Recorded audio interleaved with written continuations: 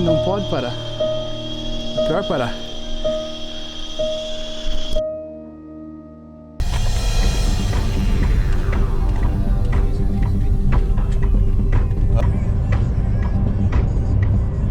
Nossa, dá pra ver a pontinha lá.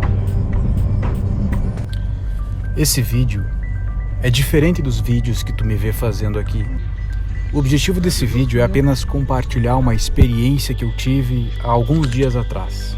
A subida do Pico Paraná. Deixa o seu Eicopinito aqui se você costuma acompanhar o meu conteúdo e se você de alguma maneira se sente próximo a mim, como eu me sinto próximo a você. Essa é uma história de fracasso. Ou melhor, isso nem é uma história. É apenas eu compartilhando como foi subir no pico. Um desafio. O Pico Paraná era algo que estava me desafiando há alguns meses já. Há alguns anos, na verdade. E eu consegui juntar alguns amigos para fazer a primeira expedição Alpha Life.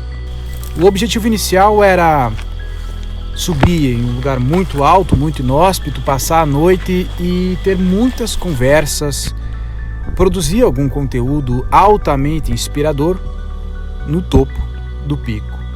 Só que foi um fracasso total.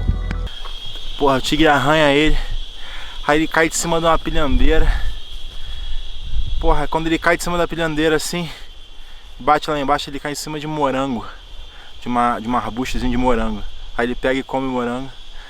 Aí o conto termina assim, aquele morango tava delicioso. Eu gostaria de ter documentado tudo. Eu gostaria de estar agora falando com você através de uma câmera e não gravando em um celular, muito tempo depois de ter subido. Mas é que foi realmente difícil, muito mais difícil do que eu imaginei. As dificuldades foram enormes e exigia uma concentração total para subir, de maneira que eu não pudesse carregar uma câmera comigo.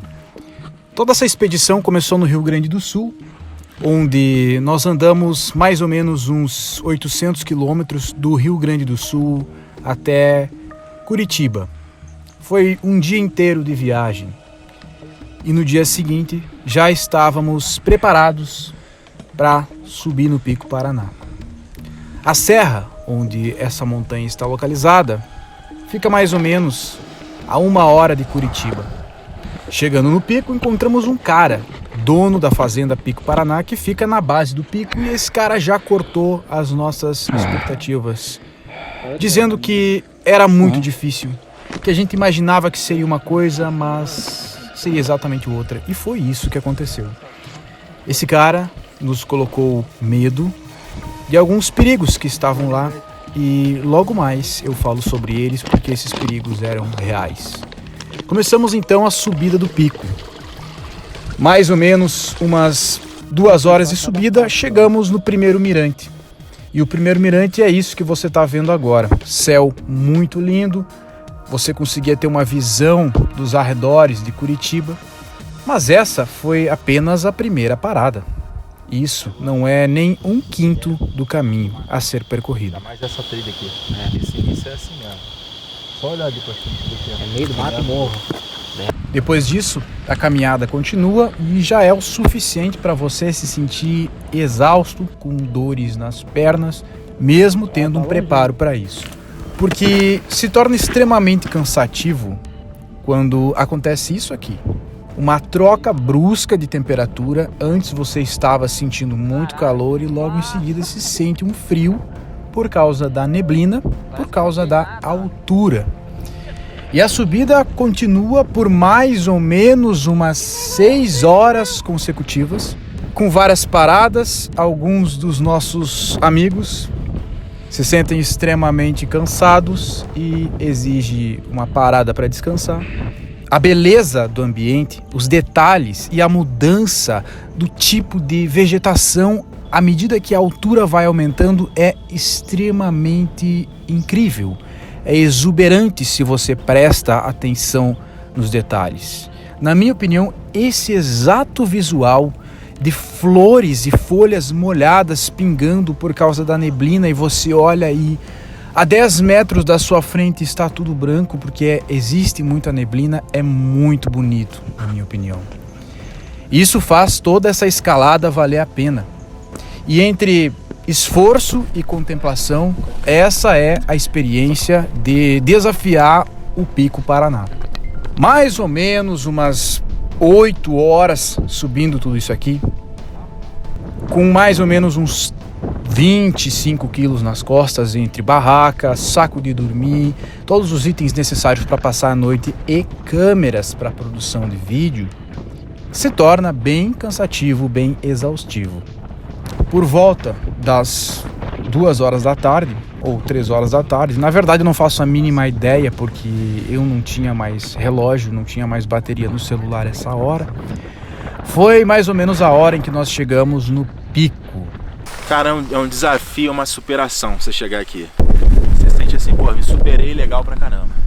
Mas em termos de conforto, não tem conforto nenhum. Depois de mais ou menos 1 hora de contemplação e descanso, montamos as nossas barracas.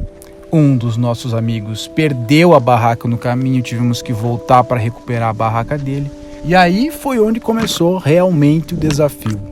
Porque o desafio aí não era mais físico e de resistência, e sim de resiliência, pois estava extremamente molhado. Estava garoando e não parava de garoar. E o problema é que após montarmos as nossas barracas no molhado, o nosso sangue esfriou e aí se sente então um frio absurdo. Um frio que aumenta muito durante a madrugada.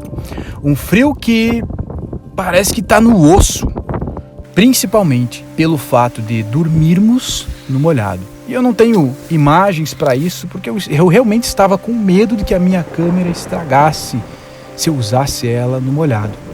Mas foi uma noite difícil. E nesse ponto foi onde a gente sentiu medo, porque aí veio o problema que o cara tinha nos dito antes de subir. O problema, o risco, eram os raios que poderiam vir durante a noite. E cada barulho parecia um raio. Às vezes eu ouvia um raio e eu ficava com muito medo, porque a incidência de pessoas machucadas por raio era muito alta nesse local. E não levamos isso em conta antes de pensar em subir em um lugar assim. No final das contas, ocorreu tudo bem, apesar do frio, apesar de dormir com os pés molhados, e foi tudo bem. Acordamos no dia seguinte e o ápice, o melhor momento, a chuva tinha parado, mas a neblina não, e deu para eu fazer um café. O café no alto do Pico Paraná. E apesar de eu não ter conseguido produzir o que eu gostaria de produzir, eu consegui fazer algo tipo assim. Mas é necessário existir um equilíbrio entre a conexão e a desconexão. É necessário existir um equilíbrio entre a minha habilidade social, a minha habilidade e profundidade em conexão com as pessoas, em me conectar com as pessoas e ser magnético, em contrapartida, a minha habilidade de me virar bem sozinho, de gostar da solitude, de me sentir bem com isso. A minha habilidade de me conectar, juntamente com a minha habilidade de desconectar. Nessa era da conexão, é importante você aprender a se desconectar. É importante você ter a prática da desconexão. Nesse ponto, foi um fracasso total, mas foi uma experiência de vida incrível. Foi uma das melhores experiências de vida que eu tive nos últimos anos da minha vida. E eu entendo se você não achar que foi tão incrível assim, porque eu não consegui demonstrar o suficiente através de linguagem verbal e filmagens, porque eu pude pegar pouco a câmera devido à umidade, à neblina, à chuva e o cansaço. Mas eu espero que poder compartilhar contigo um pouco dessa experiência tenha sido útil em algum ponto. Essa foi a expedição Alpha Life. Não foi a primeira, mas eu também não tenho um número para ela aqui. Quem sabe, numa próxima expedição, você não vai junto comigo. Eu gostaria que algumas das pessoas fossem comigo nas próximas expedições Alpha Life. Eu vou dar um jeito de que algumas pessoas possam ir comigo em algum lugar desse gênero para poder, lá no alto ou lá no meio do nada, trocar alguma ideia comigo se colocar no momento presente, comigo e com os meus amigos, e ter uma experiência de vida incrível assim como eu tive. Deixa um like no vídeo se gostou dessa experiência. Se gostaria que eu compartilhasse mais, eu costumo fazer muitas coisas desse gênero, mas eu não costumo compartilhar sempre porque dá muito trabalho esse tipo de produção, esse tipo de edição. Então, se você gostou disso, se manifeste que eu procurarei fazer mais. Deixa um Ecopinito aqui e muito obrigado pela atenção.